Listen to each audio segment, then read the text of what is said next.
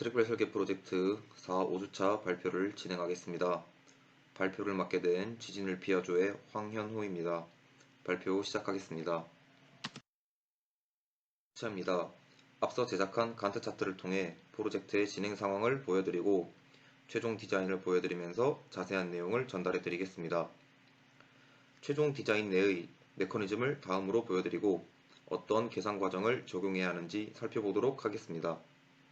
최종적으로 앞선 내용들을 요약한 후 다음 계획을 말씀드리면서 발표 마무리하도록 하겠습니다. 간트 차트입니다. 지난주 수업을 진행하지 않았기 때문에 2주의 시간 동안 설계와 분석을 같이 진행하였습니다. 분석은 계산이 포함되어 있는 부분으로 앞으로 1, 2주의 시간이 더 소요될 것으로 보입니다. 차후에 분석과 함께 재료 선정과 구매가 있을 예정입니다. 다음으로 디자인입니다. 저희가 이전 발표 때 보시는 것처럼 두 가지의 디자인을 보여드렸습니다. 하지만 보다 세부적인 분석을 통해 각각 공통적인 문제점을 발견하였습니다.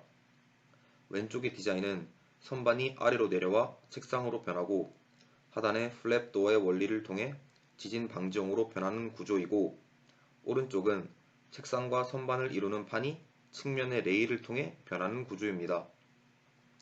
이 두 가지 구조는 정적인 상태이거나 충격이 가해질 때 프레임이 판을 지지하여 버티는 구조가 아니라 핀과 레일 등의 기타 소형 부재가 모든 힘을 지지하는 구조라고 판단하였습니다. 추가적으로 회의를 통해 발전된 디자인으로 도출된 것이 일상생활에서 많이 사용하는 셔터의 활용이었습니다.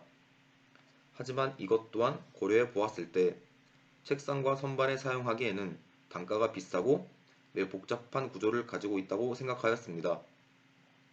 따라서 아이디어의 취지에 부합하고 구조적으로도 안전한 다른 디자인을 생각해야만 했습니다.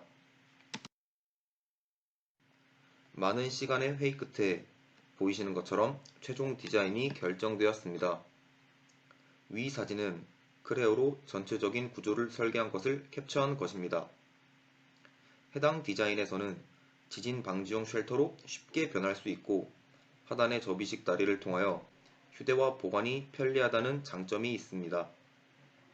그리고 하중이 작용하고 있을 때 프레임이 책상과 판을 받치고 있는 구조이기 때문에 기타 소형 부재가 과한 힘을 받는 것이 아니라 보다 안전하다고 판단하였습니다. 고안한 디자인의 치수입니다. 기본적으로 선반과 책상이 결합되어 있는 구조이기 때문에 최대한 사용에 불편함이 없도록 좌우 폭과 높이를 선정하였습니다. 많이 상용화되어 있는 책상의 경우 높이가 약 750mm, 폭이 약 1100mm 정도입니다.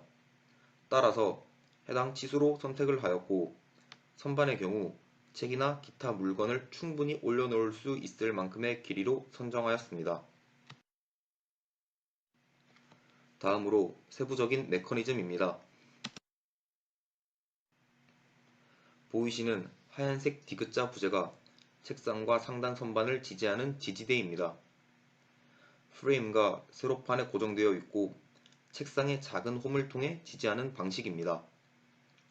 독서대의 각도를 조절하는 방식과 같은 원리인데 이 방식을 채택한 이유는 지진 방지용 쉘터로 보다 쉽게 기울여서 변환시킬 수 있기에 선택하였습니다. 보이시는 것처럼 탁상판과 책상 모두 이 방식을 사용합니다. 다음은 직각 선반입니다. 보이시는 선반을 90도로 유지하고 차후에 펴기 위해서 싱크 힌지를 사용하기로 하였습니다. 90도 경첩이라고도 불리는데 이 부품을 왼쪽 그림의 노란 원 부분에 부착할 예정입니다. 초기에는 직각으로 고정이 되어 있다가 원할 때 180도로 펼 수 있습니다. 선반을 위쪽으로 펴면 싱크 힌지를 통해 세로판과 선반이 하나의 판처럼 변하기 때문에 쉘터로 변환할 때 프레임에 안정적으로 고정을 할 수 있습니다. 접이식 다리입니다. 보통의 책상은 사용하지 않았을 때 접을 수가 없기 때문에 공간적으로 효율이 떨어집니다.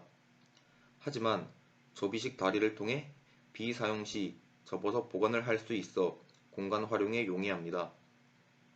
두 개의 다리를 핀으로 연결한 구조이며 각 다리의 두께는 3mm입니다.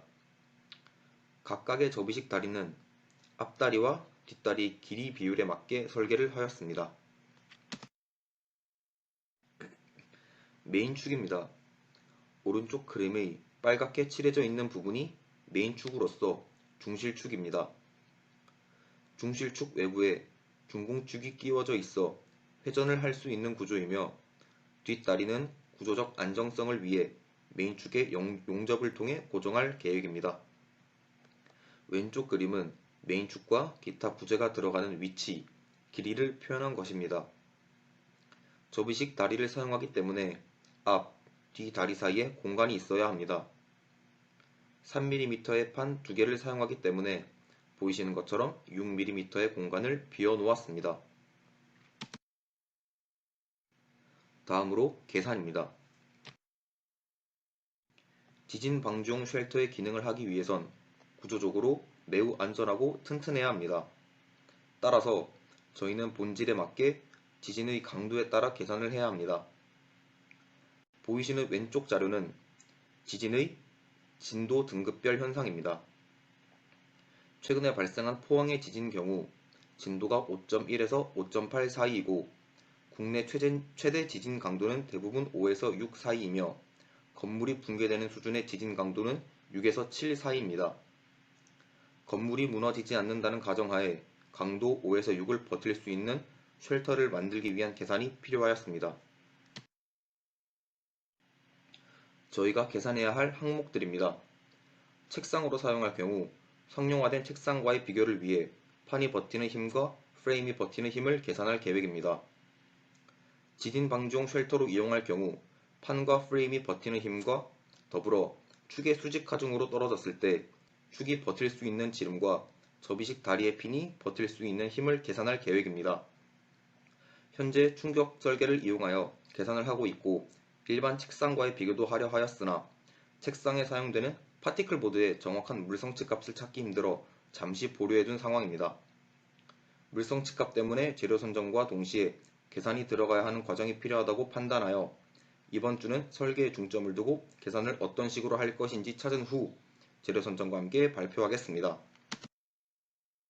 요약과 다음 계획입니다.